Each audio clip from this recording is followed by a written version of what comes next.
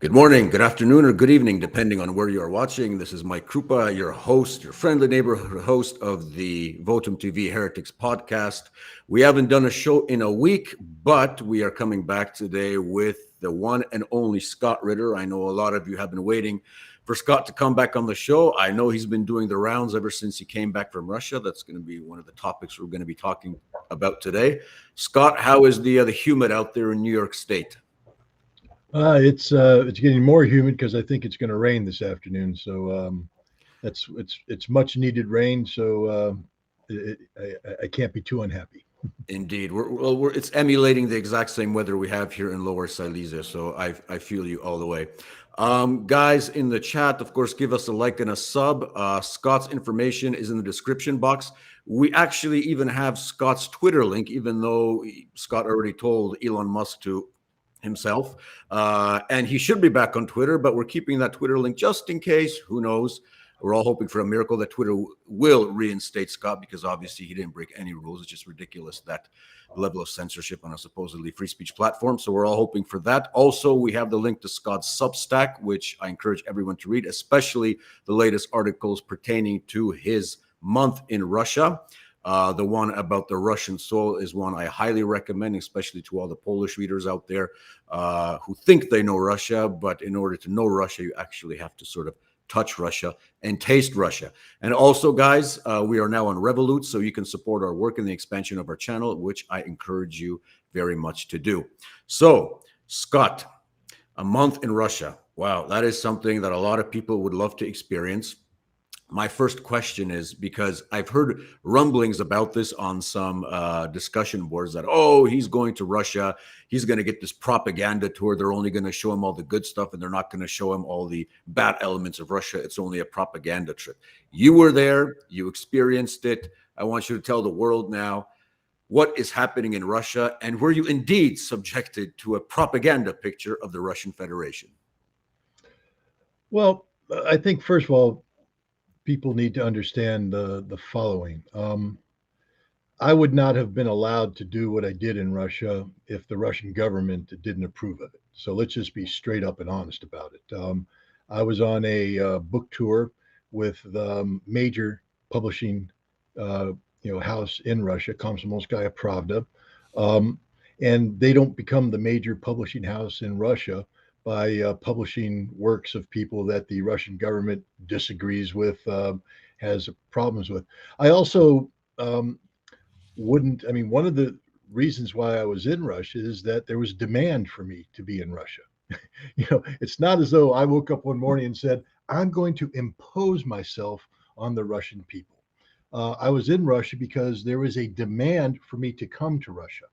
And that demand was answered by a private Russian citizen. Um, if someone had told me this ahead of time, I would have been very skeptical.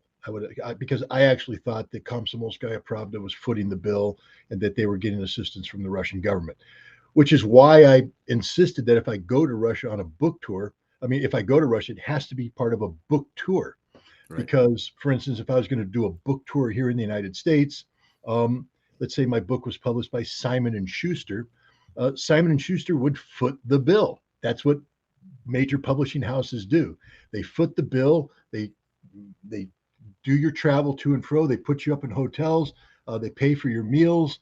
They pay for the expense of getting you to the interviews, etc. That's what publishing houses do. So I was under the impression that this is what was happening, and that the guy who sponsored this was simply a figurehead fronting for a larger government affiliated, structure, which is okay because it's a book tour. I got there and found out that that is not what was happening, that this was an honest to God private initiative. This guy, Alexander Zerionov, was watching me on YouTube, probably watched me on your channel, watched me on other things, and went, I like this guy. And he heard me talk in pleasant ways about Russia. And he said, I want to bring you to Russia. And he sent me and I wrote about this in the first article. He sent me a letter. And, he's he is the director general or director of an organization called the Investment Development Agency of Novosibirsk region. It's a quasi-governmental. It's sort of a nexus between the government and private industry. He operates in that gray zone. His job is to attract business to Novosibirsk and then cut through the bureaucracy to make it easy for the business to get set up. He's a one-stop shop to bring in business, bring in investment, and move it around. He's the most successful investment development agency in Russia. He was invited to go to the St. Petersburg, International Economic Forum and give classes on why he's so successful. He makes money. He's not an oligarch by any means. I'm sure he gets paid well. It's none of my business what he gets paid.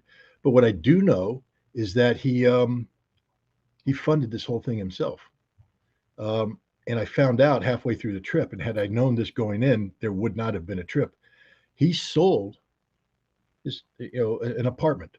He sold his apartment to do this. Now he's building a house, so it's not like he's going to be homeless. Yeah. But he sold his apartment. How many people out there listening right now would say, "Yep, I'm willing to sell my apartment, sell my house to bring a complete stranger over to show him the country for a month"? There are not too many people out there who did. He did it. The other thing I found out is far from the well-oiled propaganda machine that I was expecting, by the way. I was expecting Komsomolskaya Pravda to be leading me through and showing me things. We agreed on an itinerary, and he had made some phone calls saying, "Hey, if Scott Ritter comes, will you guys agree to do this, that, and the other thing?" And people were like, yeah. But everybody said, "Who are you to invite Scott Ritter? And why would Scott Ritter ever agree to come to Russia? Because you invited him." Nobody believed this was going to happen. I mean, he didn't actually, he prepared for it, but I didn't believe it was going to happen until I actually landed in Novosibirsk. And I think that's when he realized that, holy cow, this is happening. He's here. He was happy, but then he had to call people up and saying, "All right, Ritter's here." And they're like, "What? No. There's no way he's here. You're lying. You're making it up." And then we take a selfie and send it to him. They're like, "Oh, geez." And now everybody's jumping through the hoops. So if this was a well-oiled propaganda tour, it was the most chaotic thing I've ever seen, because Alexander Zurianov lived on his cell phone making the next event happen. He lined something up. We were doing it, and then he's calling the next guy going, "Ritter's really here. Ritter's really here. You have to deliver. You said you were going to do this. We need to line it up." And then they'd line it up, and then I'd go there, and that's what we did. And it was very heartfelt what he did, but it wasn't government sponsored. First of all, let me basically put people on notice that while Alexander Zurianov is a patriot, I would call him a hyper patriot. He loves Russia. Believes in Russia, and is dedicating his life in the service of Russia. He's nobody's fool, and he's nobody's tool. This is a man that has a very strong opinion on a lot of things, and I would imagine that some of his opinions rub people higher up in the wrong way. This is one of the most capable individuals I've ever met in my life, regardless of nationalities. He's hardworking, high energy, very motivated. Just an all-around good guy. But he showed me the Russia he wanted to show me, not what somebody told him to show me. Right. He decided that I would come into Novosibirsk, and he would introduce me to the culture. I mean, I'm writing about it now, what happened in Novosibirsk, but the tour of the opera house by the man who runs the opera house, the largest opera house in Russia, by the way. And I'm getting the tour by the man, not because the government asked the guy to do it, but because Alexander Zurianov called up and said, "Hey, I got an American here who likes Russia, and he has written about Russian culture and stuff, and I really think we need to show him the opera house the right way." And through the strength of his argument, we got the tour lined up. But we would also just meet people and sit down and talk to people. That was the beauty of this tour. So anybody thinks that I was being led around as a propaganda exercise, frankly speaking, you just don't know what you're talking about at all. This was an extensive tour, 26 days. It was an expensive tour. I still don't know how I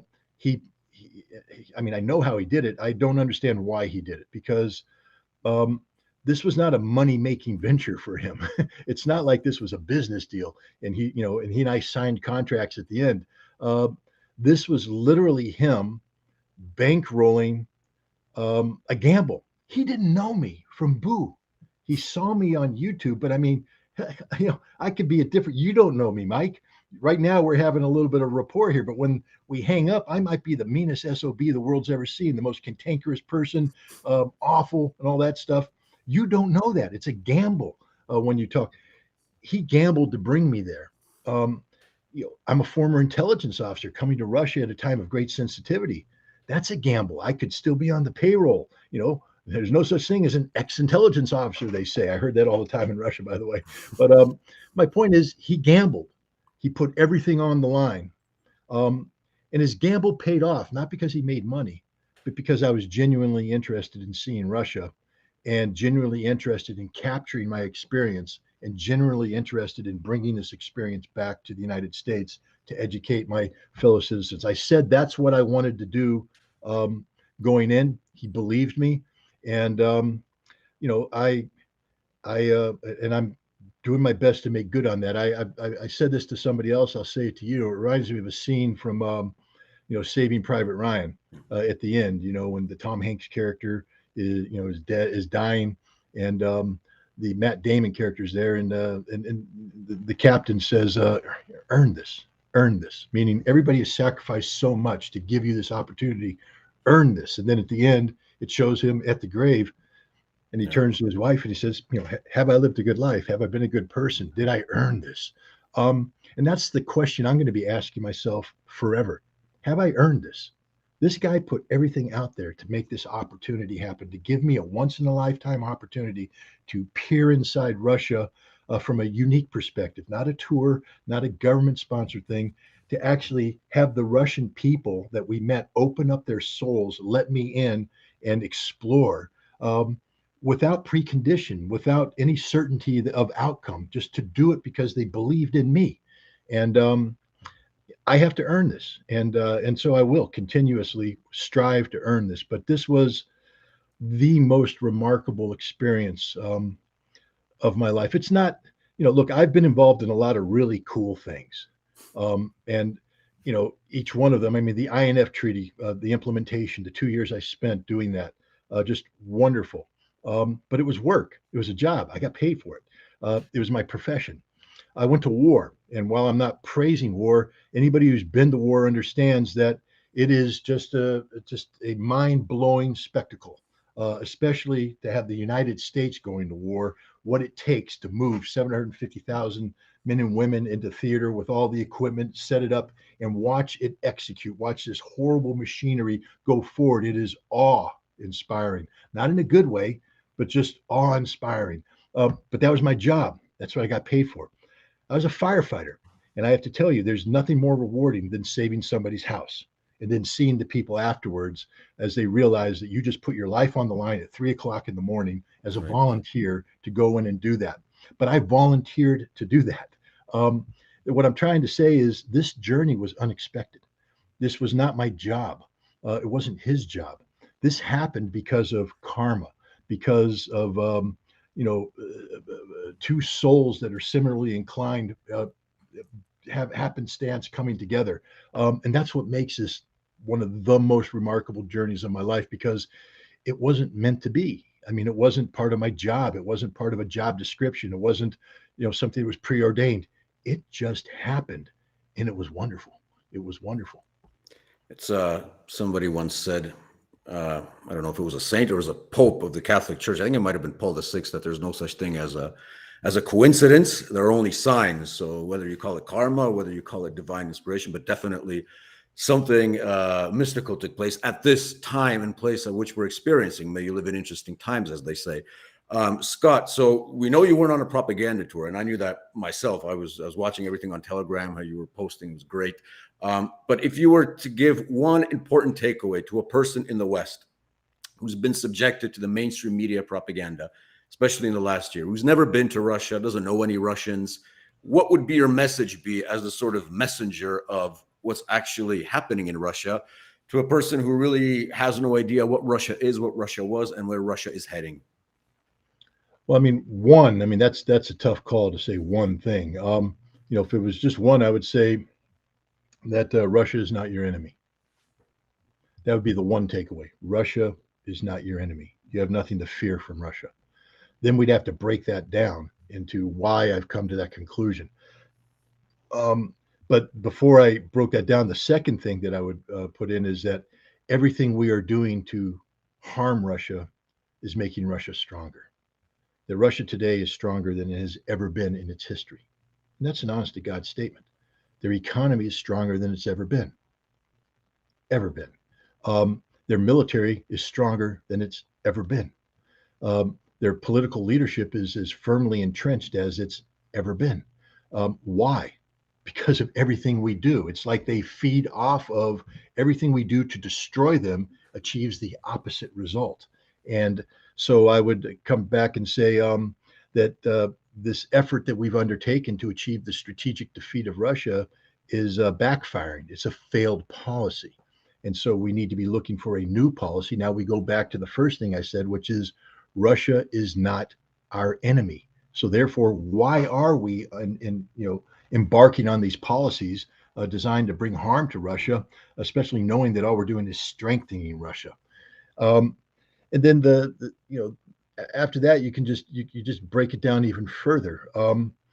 Russia's not our enemy. Russia could be our friend if we want to be friends. Russia's not hasn't turned their back on the West yet. They should have. Believe me, if we were in a similar position and somebody was doing to us what we're doing to them, Yeah. I think we'd be hard pressed. And anybody says, well, that's just not true, Mr. Ritter. I would say, really, what was the response after 9/11 when 19 terrorists, the majority of whom were Saudi citizens, hijacked 4 airplanes and committed mass murder? We condemned the entire Muslim world. The Islamophobia that gripped America was unreal, irrational, because we felt affronted by 19 men who committed mass murder in the name of a fanatic who espoused a vision of Islam that has nothing to do with mainstream Islam. But we literally blamed all of Islam. Um, so you're telling me now that if Russia came in and actually conspired to destroy America to achieve the strategic defeat of America, that's the term that we use for Russia. So now Russia's policy is the strategic defeat of America, and they enacted policies designed to destroy our economy. And now, as an American, what does that mean? That means that I'm going to be unemployed. That means that my benefits are going to be gone. That means I'm probably going to be homeless. I'm going to starve. My family's going to suffer. Anybody who sits there and says, I'm pro sanction on Russia, understand what you're saying. You want the Russian people to suffer.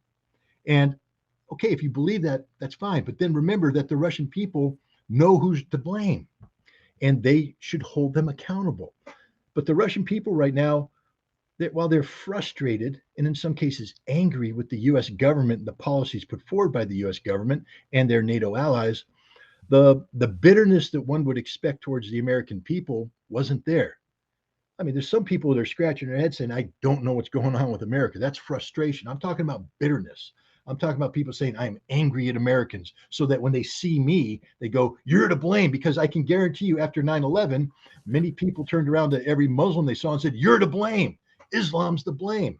Um, you know, I'm sorry, I'm just reading some comment in there by a guy who obviously wants to pick a fight. But hey, Mr. Royal Beers, I live in Delmar, New York. You can come here anytime you want. We can have this conversation face to face, or you can play Keyboard Hero and just keep typing what you type up there. But Amen to that. it's your life. Do what you want to do. But the point is, the Russian people want to be friends. But the biggest thing is they want to be understood. I think there is some resentment towards the collective West for embarking on a journey designed to destroy Russia without actually understanding who the Russian people are. And I think I think at the end of the day that if we actually took the time to understand the Russians, to comprehend them, to study them, to get to know them, and we walked away from that saying, "Nah, we want to be your enemies." The Russians might not be happy with that outcome, but I think they'd respect the process. They'd say, okay, at least you gave us a shot. At least you tried to get to know us. So now we understand that we are really incompatible.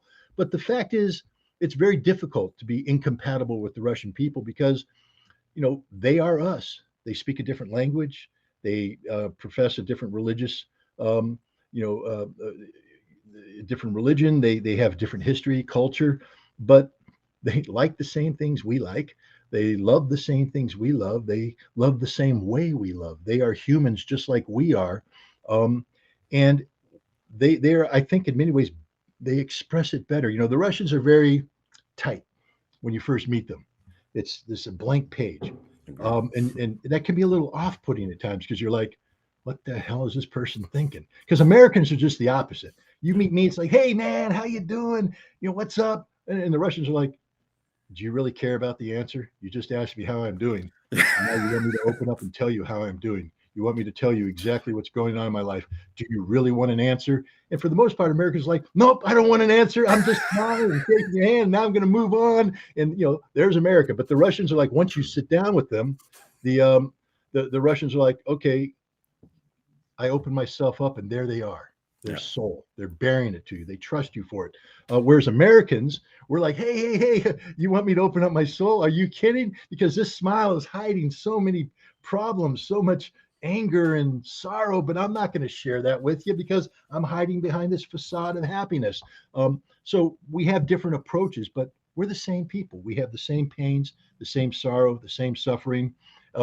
We just express it a little different, but that's okay. Once you sit down and start talking with people, this comes out. And I spent a lot of time not just talking, but listening. That's an important thing too about the Russians is take the time to listen to what you're saying because they are a people who again, you can't, it's a nation of 158 million. So I can't sit here and say all 158 million are exactly the same. It's not. So I'm being a little bit, generic here, but the Russian people, um, they, I think that they are not desperate. That's the wrong word, but they want to be understood. Yeah. They feel like history has given them a bad deal. They feel like first of all, there are people that struggle in many ways between a split identity. Are they European? Are they Asian? What are they? They're Eurasian. What does that mean when you're dealing with the Germans who clearly identify as European, the Chinese who are Asian, but we're Eurasian? So there's a little bit of a inferiority complex built into that. But they're not inferior. They're in many ways they're equals, in some cases superior, but they don't flaunt their superiority. But they're a great people. It's a great country. It's a great nation. Um, and this is going to get me into some trouble. They're governed by a great leadership. Now, great doesn't mean that I love everything about it. Great implies that this is a leadership that has done great things. And if you understand where Vladimir Putin started when he took over in 1999 in the state that Russia was in, this decrepit, collapsing economy with a people that lost hope in many ways for life. And look where he's taken them 23 years later uh, with this revival, this Russian revival, this economic revival. The Russian people are proud of who they are, proud of their nation. Their nation is rebuilding. They're standing on their own 2 feet as the equals of what was the nation that defeated them, the United States. That is greatness. Now you can disagree with Vladimir Putin. You can disagree with his policies. That by saying he's great doesn't mean you're saying he's great. You're saying this is a man who has had a massive impact on Russia and the world, and that's why he's one of the greatest leaders of modern times. And when you have a nation that is governed by somebody with this kind of impact, you're dealing with a nation that is, we are living in historical times. I mean, I liken this sometimes to what FDR did to America, pulling America out of the Depression, out of, in getting us into World War II and Yep. emerging on the cusp of victory. You can sit here and be, disagree with a lot of things that FDR did, but you can't say he wasn't a great president. You can't say he wasn't a great man. Even if you disagree with him, you have to acknowledge that his impact on his country and the world was huge. It was a major impact. It was a defining impact. And that's Vladimir Putin today. The Russia that he is leading today is having a massive impact on the world. It's redefining the world. And now, if you're the United States and Europe, the journey of redefinition is going in the direction you don't want it to go, because Vladimir Putin is working with like-minded leaders around the world, Xi Jinping in China, to be specific, um, to create a system of multipolarity where people gather together around the global table as equals, and they work together with respect with one another.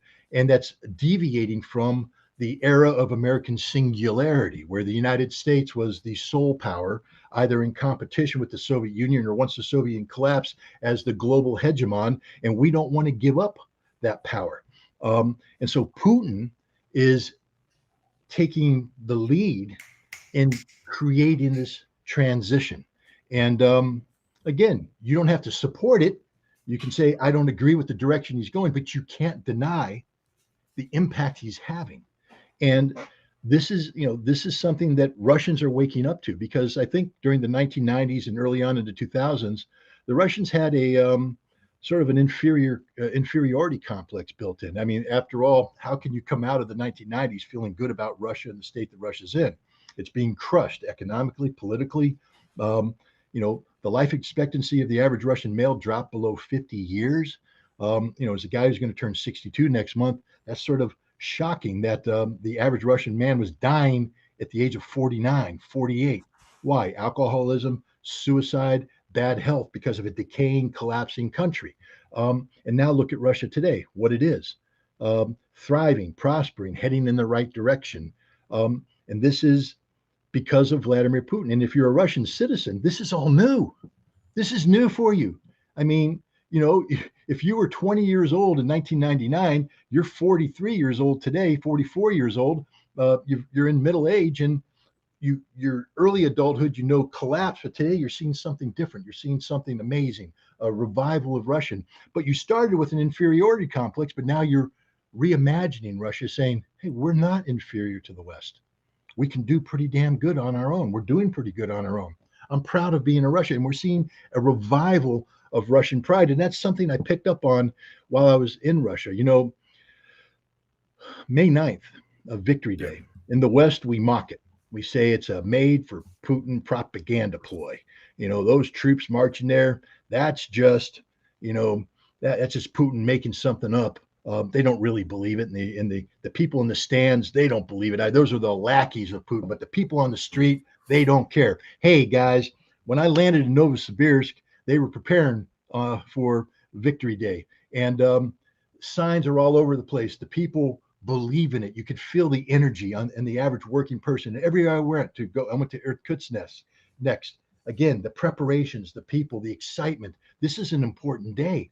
Then I actually got to go to the rehearsal on May 7th, and it was real. It was visceral all over Moscow. The parade, everything, see the fireworks on May 9th. And then afterwards, it's not one of those holidays like, say, the 4th of July, which is coming up, where we celebrate the 4th of July, American Independence Day, without really understanding why we're doing it. But we celebrate it. And then on the 5th of July, it's over. It's done.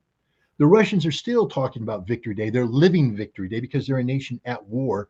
And as a result, that war has caused them to become even closer to their history, to their heritage. These are people who honestly believe that there's 27 million souls looking down on them from above, holding them to account for what they're doing, the gift they've been given by their sacrifice. What are they doing with this gift? Are they living up to the sacrifice that was made? And the average Russian believes this. It's real.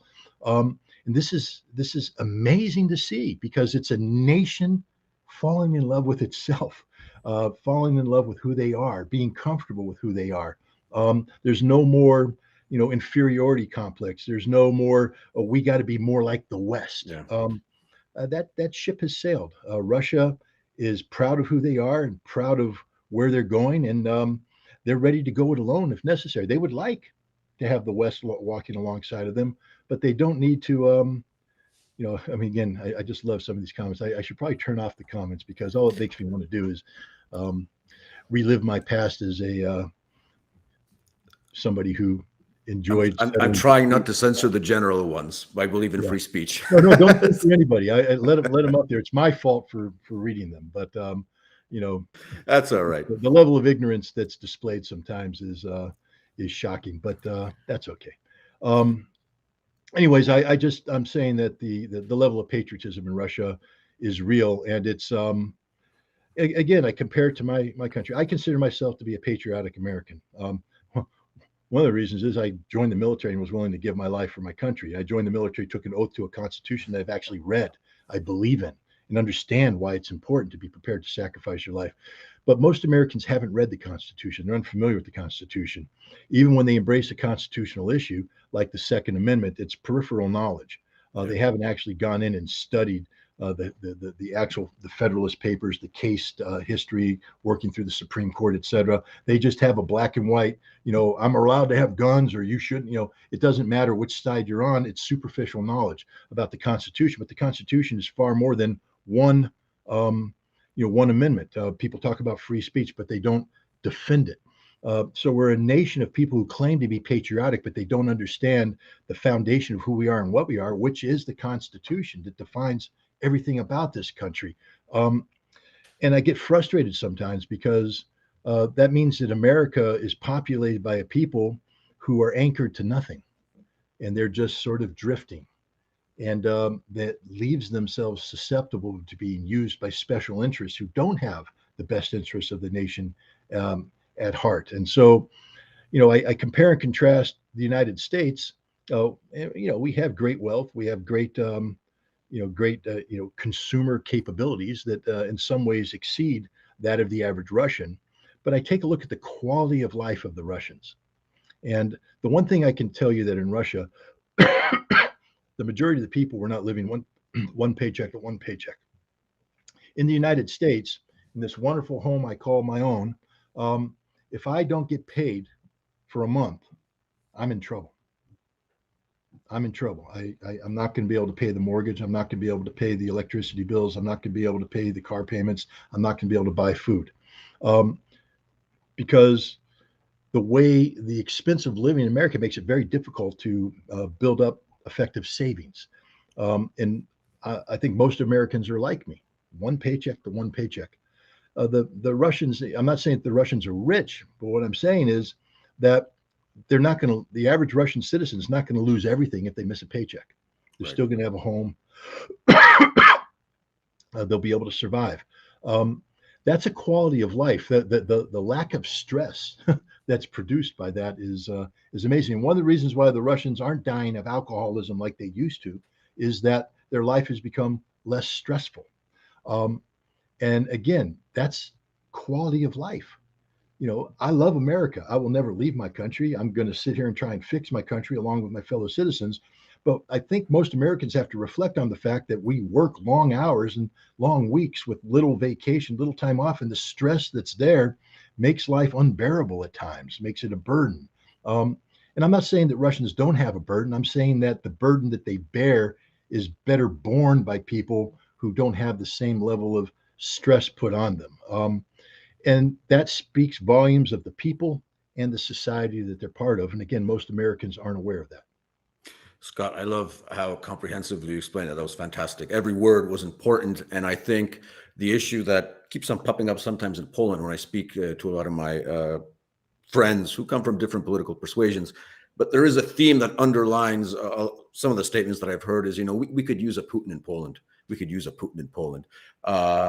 And I have to tell you that all the Russians that I've talked to so far, the context that I have in Russia, these are also people from different political persuasions, mainly on the conservative sort of side, but the monarchists, national bolshevists, whatever, they have their criticisms of Putin, a lot of them. But at the end of the day, they agree to the fundamental thing that you pointed out. He brought Russia from the brink. And when there's a war, you rally around the leader, not necessarily around the policies, but around the leader, because he is the commander in chief. He disposes of the lives of the young guys who are out there fighting in the front, whatever you think of him. So those 2 points, I completely concur. You saw it firsthand. I'm only saying from my limited experience, from what my Russian friends are telling me. But heading to the front right now, there's been an interesting development in Poland, Scott. A lot of our generals, including ones who have been making really ridiculous statements in the last couple of years, including one General Skrzypczak, who used to make statements such as, the Russians are running out of missiles, the Russians are conducting a Holocaust in the Donbass, and so on and so on. About a month ago, he gave an interview, a very candid interview, where he said, those 9 brigades that we're sending to the front, they're not going to do anything. If the Ukrainians want to get the Russians out of their country, they're going to need 1 million men. not those 9 brigades. He all of a sudden started speaking like a guy who knows what he's talking about. And almost on the same day, there was a forum at the National Security Office, which is adjacent to the presidential palace in Poland. It's basically a advisory body to the president.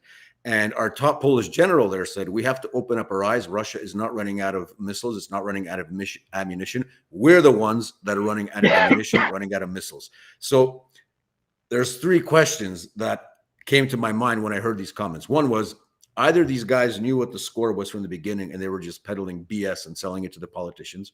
2, either they're completely ignorant, or 3, they just didn't give a damn about the Ukrainians dying on the front. Or there's another option also, that they got the memo from their Pentagon masters who said, guys, you have to change the narrative now because this really isn't looking good. From your perspective, and I'm not going to go into the details on the counteroffensive because I know you've spoken about that much in the last couple of days, but the whole narrative change that's obviously happening right now, are they trying to convince us that, we have to prepare public opinion for the day when Ukraine collapses and the Russians do win? How do you interpret this turn of events? The problem with people who allow intelligence to become politicized is that you become a prisoner to inaccurate information. I think NATO, remember what this whole war is premised on: NATO expansion and NATO's desperate search for relevance, especially in the post-Afghanistan era. People of today have forgotten that in August of 2021, the United States was tossed out on its butt from Afghanistan and abandoning its NATO allies in the process. NATO wasn't consulted. The United States just left. And then NATO was compelled to follow suit and then question what they had done for the last 20 years. What was the purpose of NATO? Why does NATO exist? And is America a reliable ally? Because, gosh, we just got abandoned by the United States.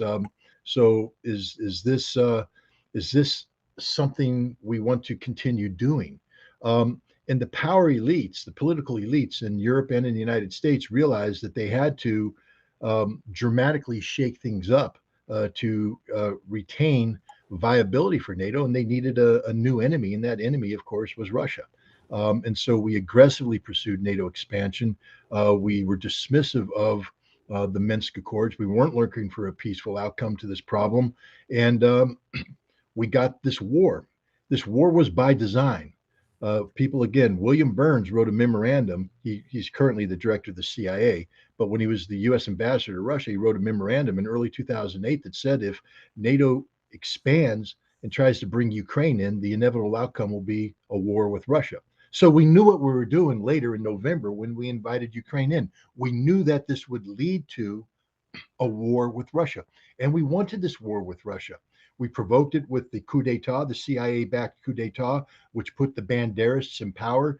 And in February of 2014, we provoked it by enabling the Ukrainians to, by greenlighting them to carry out a genocidal assault on the ethnic Russians of Ukraine in Odessa, where they burned 48 people to death, moving on to Mariupol and then on to Donetsk.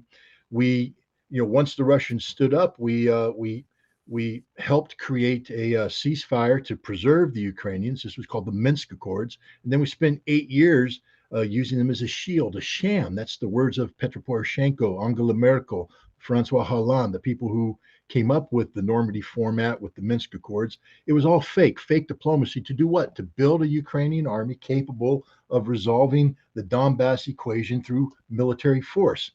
This has always been about a war, always been about a war. And then we talked ourselves into, because now that we set the mission, we had to make the intelligence fit the mission. We said, we want this conflict, but now you can't say you want the conflict if you go, oh, we're going to get beat. So you have to craft the intelligence to meet the objective. And so we convinced ourselves that the Russians aren't that good, that their military isn't capable, that Russia's corrupt, and that Putin isn't as powerful politically as the Russians claim to be.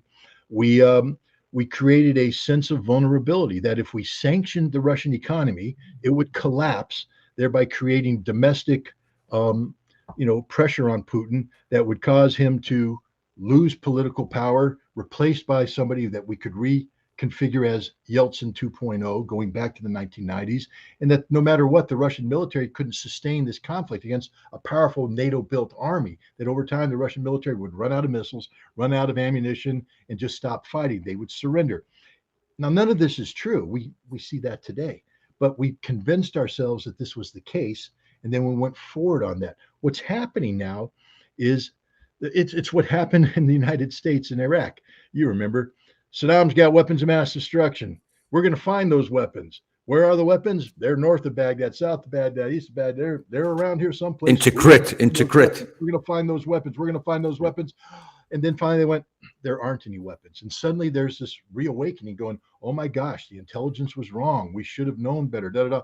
What's happening right now is a WMD moment in Poland, where all the Polish generals and officers who bought into the bad intelligence about how Russia was going to perform are now confronted with reality. And as a result, they have to readjust their thinking because all the other assumptions they made don't apply. The Russian army isn't running away. The Russians are standing up. They haven't run out of missiles. They haven't run out of ammunition. They're pretty damn good at what they do. They're better at what they do than the Ukrainians are, and they're better at what they do than NATO is. So how do we deal with this? And now they're starting to have that conversation.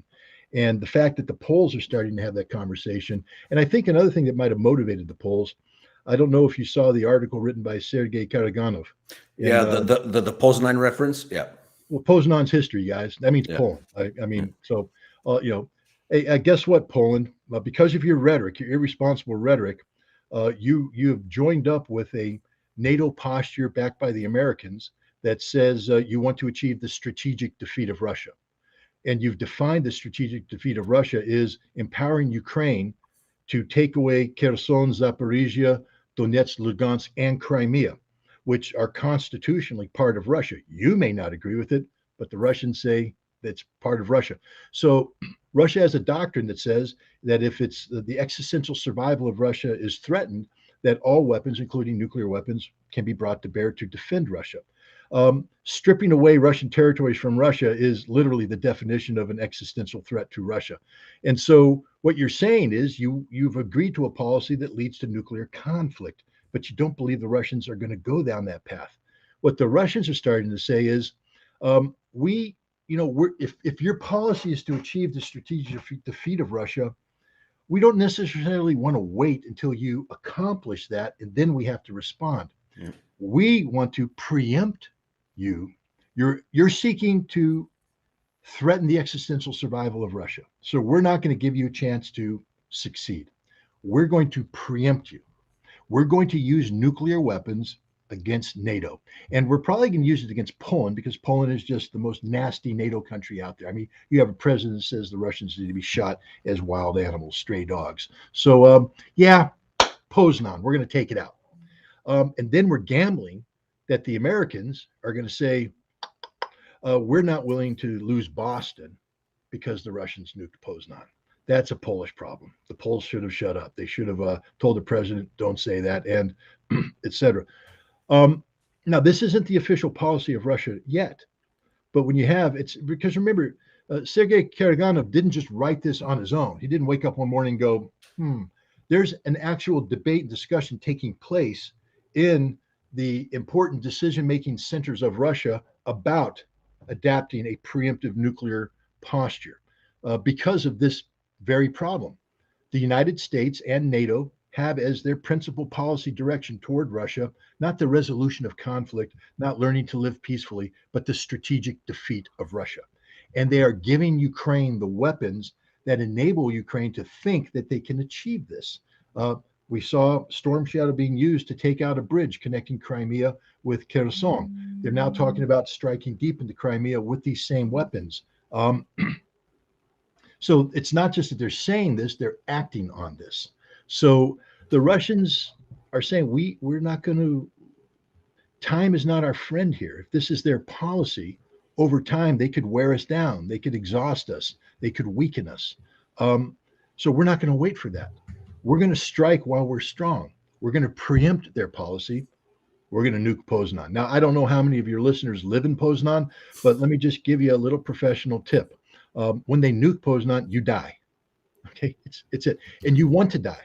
because what you don't want to do is be that survivor, that one that has the radiation sickness, because you'll eventually die, but it'll be a horrible, lingering death. Um, and when Russia nukes Poznan, it's gone forever, guys, forever.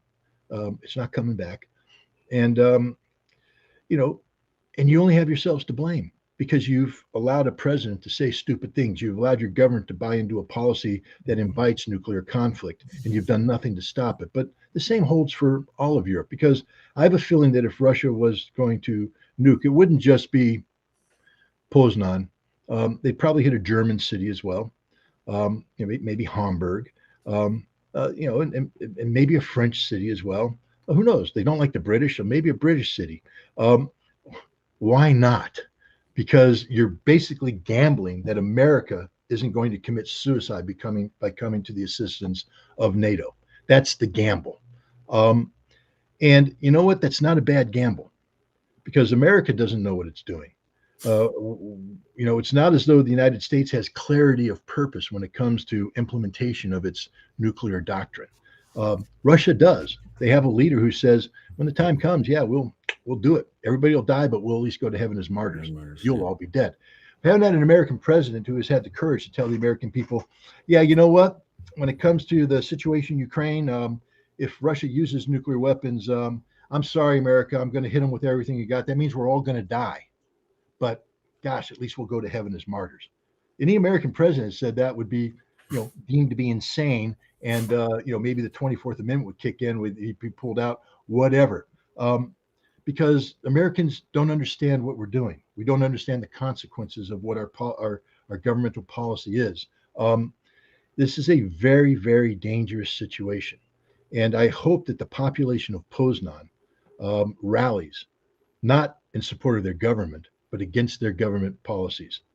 The people of Poznan need to come to the streets and say, hey, we don't want to get involved in this. We want to live. We want our children to live, our grandchildren to live. And what you're doing is insane. So there it is, Poznan, a peace rally to save Poznan. Sort of a good cause. I'd advise you to get started on it. It's a nice city, especially I have a vested interest in that because my in-laws live not too far from Poznan. So, well, if you like your in-laws, then I love them. I love them. Yeah. Go. Hi, mom. Hi, dad. Just because many Americans, if they found out their in-laws were in Poznan, would say nuke it. But that's Scott. You're tempting me to joke. Also, I was going to joke, but I know my wife's going to be watching this after this, so I'll take it easy. But the Kuklinski files, the famous CIA spy who was in the Polish general staff. I mean, he revealed at that time that. Not only if there was a Soviet forward movement to Western Europe, the American nuclear response would be in Poland, but in all of Poland. So all of Poland would have went up in a mushroom cloud. Here we're talking again about Poznan being subjected to a nuclear bomb. I would love to take Poland away from the configuration of both the Russians and the Americans as some sort of jumping point for everybody else's problem. So neutrality wouldn't be such a bad thing for Poland at the end of the day. And there was a lot of advocates of neutrality in the 90s when we were being pushed into NATO, either by stupidity or by, the guys working on the Hill who were lobbying the congressmen on behalf of the military industrial complex to put Poland into NATO so they could sell crappy F-16s to us later, and now F-35s, which we don't need. But yeah, I'd definitely like to take Poland off the map of anybody's nuclear fantasies, and just, you guys want to have a war, have it somebody else. We're neutral. We don't want any part of this. But sadly, that's not going to happen. Scott, we're reaching almost the 50-minute mark, but I want to ask you, because you mentioned the Minsk agreements, if they come to a resolution, if, as you say, this will be over in kinetic terms, by the end of August, beginning of September, and there will be a negotiated settlement, which will probably be written down. And you spoke to the Russians in Russia. What will the Russians have to do right now to believe, or what will the West have to do right now to make the Russians believe that once they put that signature on the paper or their proxies in Kiev, that this time it's going to stick and this time it's for real? It's not like a Minsk agreement. Unfortunately for the West, I don't think Russia is ever going to believe them again in the near future. The West doesn't deserve to be believed.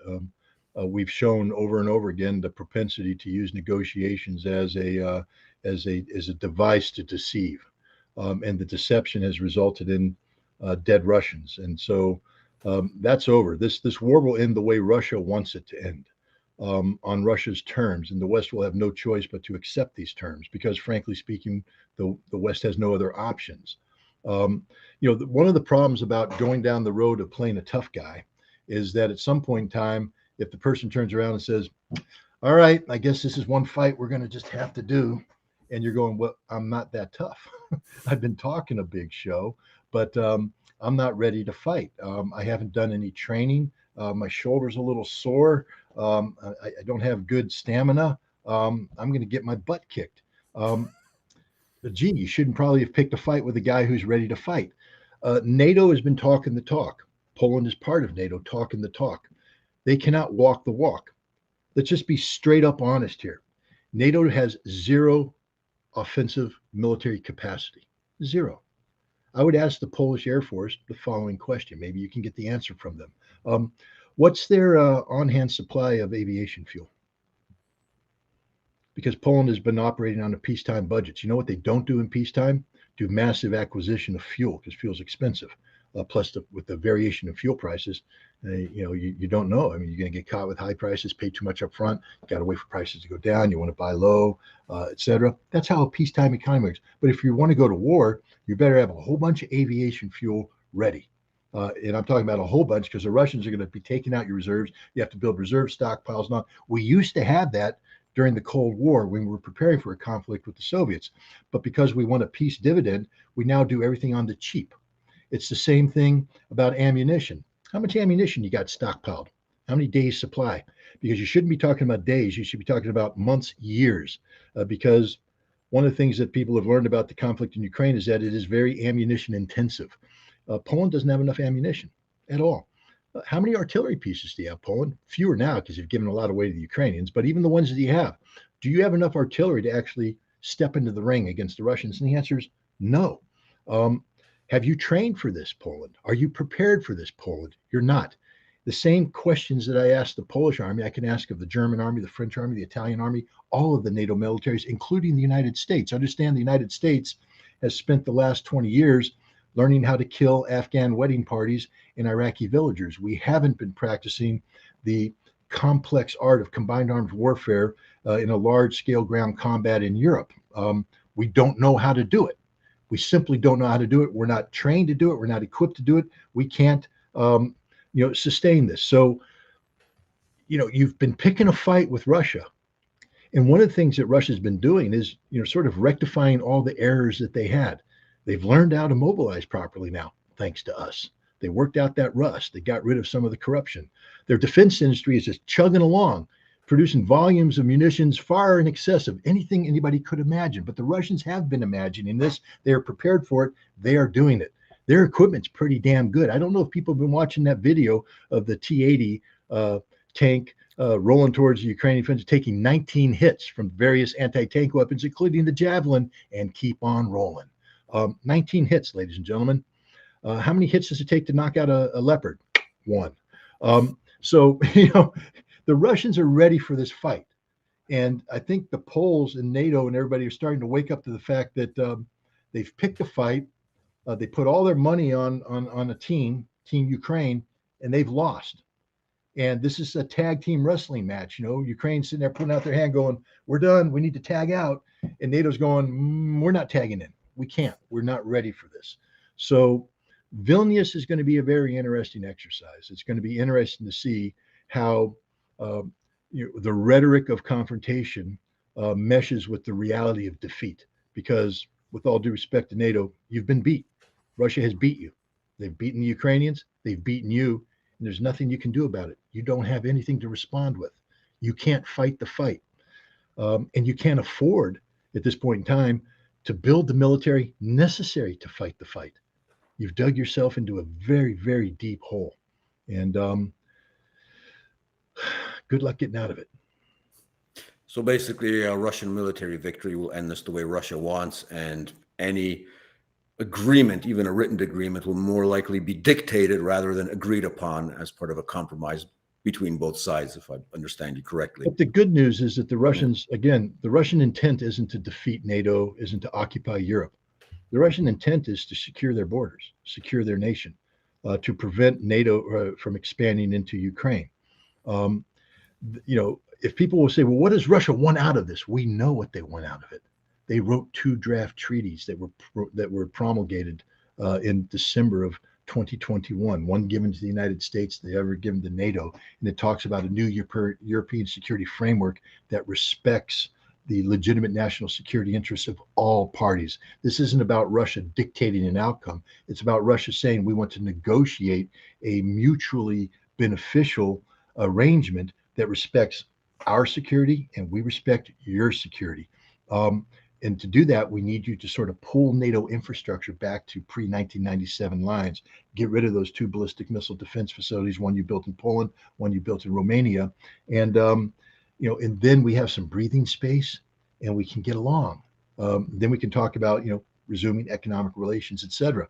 But, that's not, we want to put tanks in Berlin. We want to upgrade the Tiergarten monument to replace the T-34-85 with a with a T-90. They're not saying that. What they're saying is we want to be respected by the West, and we need the West to respect our legitimate national security interests, our spheres of influence, and we will respect yours. Ukraine will never be a Western sphere of influence. It will always be a Russian sphere of influence. Scott, I promise one last question. You've been very gracious with your time, but it's something provocative I've been meaning to ask you in the last couple of months. I didn't have the chance since you were away. But the Chinese made peace between Saudi Arabia and Iran. A few months ago, a few years ago, people would have considered that mission impossible. If any mediating, element was to be seen here, a lot of people expected it would actually be the United States that would make up between the two. Anyways, especially if the JCPOA was still alive. But my question to you is, you've been to the Middle East. You've liaised with their intelligence services, with important people from the elites. You've seen a lot of things up front. Hypothetical scenario. Do you see China mediating a potential peace between Israel and the Islamic Republic of Iran in the next couple of years, for example? What would it take? Or is the Israel lobby so entrenched in Washington that they would just basically not allow such a thing to happen? Well, I don't see, first of all, in order to get to a state where Israel and Iran could possibly peacefully coexist, you have to solve the Palestinian problem.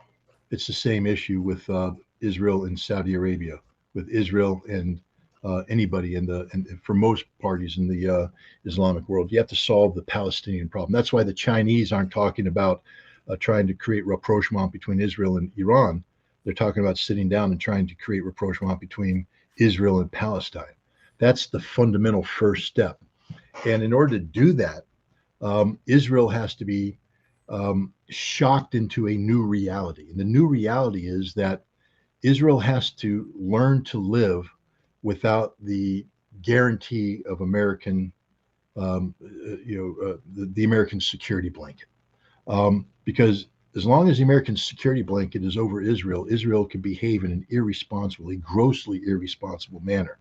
And that's why what the Chinese did with Saudi Arabia and Iran is so important, because what they did is they disrupt the entire American approach towards the Middle East, which has been one to promote chaos, anarchy, instability, conflict, and then to use this conflict as an empowerment vehicle for Israel.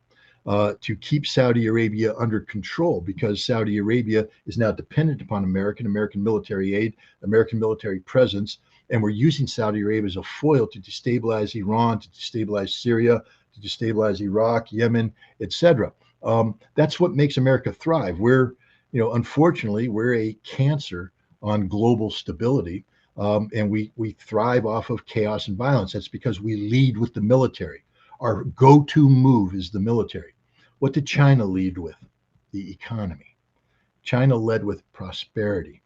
And to have economic prosperity, you need stability, the opposite of what we're looking for, which is instability.